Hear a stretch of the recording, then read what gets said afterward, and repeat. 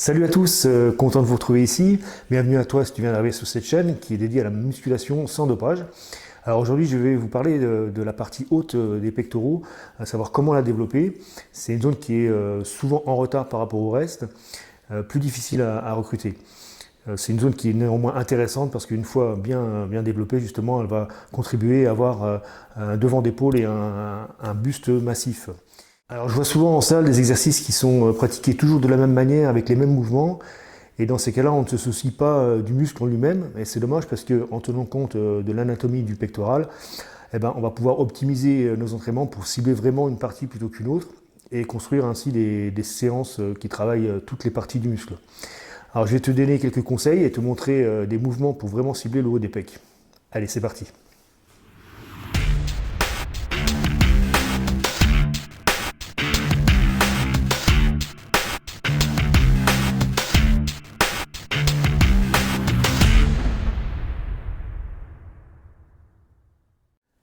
Alors quand on regarde de près le muscle pectoral, on voit qu'il est composé d'un grand pectoral à gauche sur ce dessin et d'un petit pectoral à droite sur ce dessin.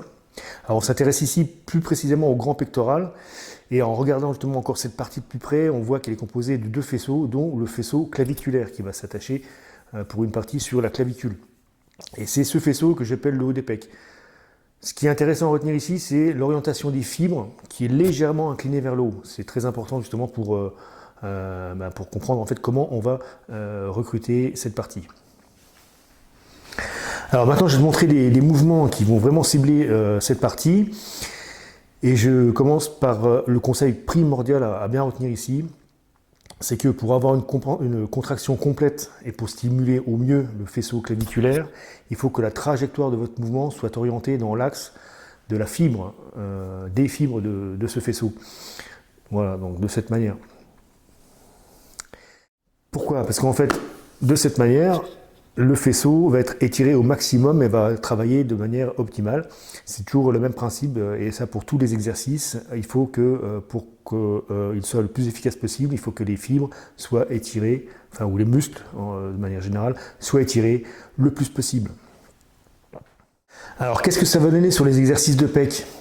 Si on regarde sur un premier exercice qui est le développé incliné aux haltères, là où habituellement on va avoir les coudes ouverts et alignés, les haltères au niveau des clavicules, avec un angle de 90 degrés, voilà, plutôt comme ça, avec un angle de 90 degrés avec le torse, si on renferme légèrement les coudes, la trajectoire du mouvement sera naturellement dans l'axe des fibres du faisceau claviculaire. Voilà, donc au lieu d'être comme ça, on rentre légèrement les coudes, et de ce fait, la trajectoire sera dans l'axe des fibres. Sur un deuxième exercice qui est par exemple les écartés latéraux inclinés aux haltères, pareil, on rentrera légèrement les coudes pour ramener les bras devant soi, et de ce fait, la trajectoire du mouvement sera dans l'axe des fibres du faisceau claviculaire.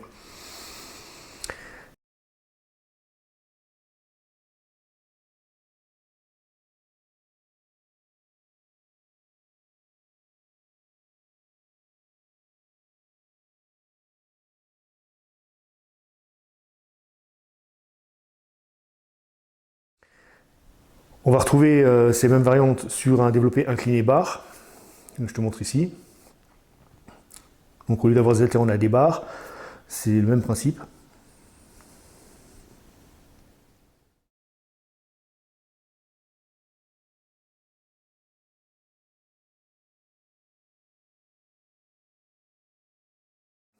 Et si on regarde ça sur un quatrième exercice qui est le vis-à-vis à la poulie, pareil, on va s'efforcer d'avoir un mouvement dans l'axe des fibres, ce qui va donner ceci.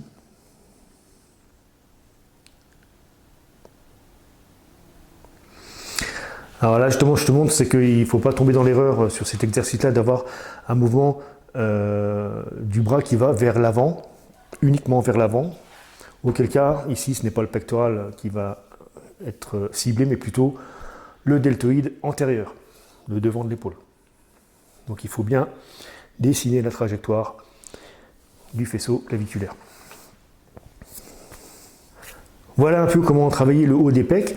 Alors je t'invite à intégrer au moins un de ces 4 exercices dans ta séance de pec et de le pratiquer avec la bonne trajectoire du mouvement. Ce sera toujours bénéfique et comme ça tu auras un développement harmonieux du pectoral. Cette zone-là ne sera pas oubliée par rapport au reste. Le reste que je te montrerai comment cibler dans une autre vidéo. Voilà, cette vidéo est terminée, mais j'espère qu'elle t'aura apporté quelque chose. Si elle t'a plu, n'hésite pas à me le faire savoir en me mettant un petit pouce, en t'abonnant à ma chaîne, et moi ça m'encouragera à continuer ce genre de vidéos et à vous proposer des rendez-vous réguliers. Voilà, on se laisse là, je te souhaite une bonne semaine et puis je te dis à bientôt. Allez, salut!